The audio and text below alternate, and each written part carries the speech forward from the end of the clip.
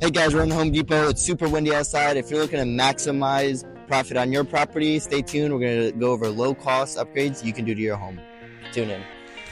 All right, first thing on the agenda is bathroom vanities. Let's take a look at the different styles, prices, and from my DIYers, this is good for you. All right guys, so we got a few options, a few different colors, a few different styles.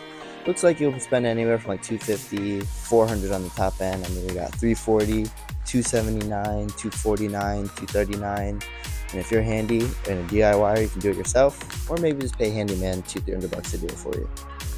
So, second on the agenda, we got faucets. Whether it's kitchen faucets, bathroom faucets. I mean, if you're upgrading the vanity, you might as well get the whole set and adjust the faucet as well.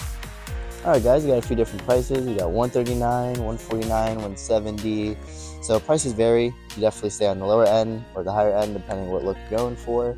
We got regular black, we got nickel, we have chrome, different types of colors. Next topic is carpets. Looks like $3 square foot depending on what type of carpet you go with. Different grade, coloring, a lot of different options. Cheap upgrade but freshens the scent in the home. And of course you can't forget vinyl. $330 a square foot, a little bit more to install cost-wise. Alright guys, those are the few tips and tricks I have for small, cost-effective upgrades on your property before you list it, so that when the buyers are looking for your property, it looks spruced up and maximize profit.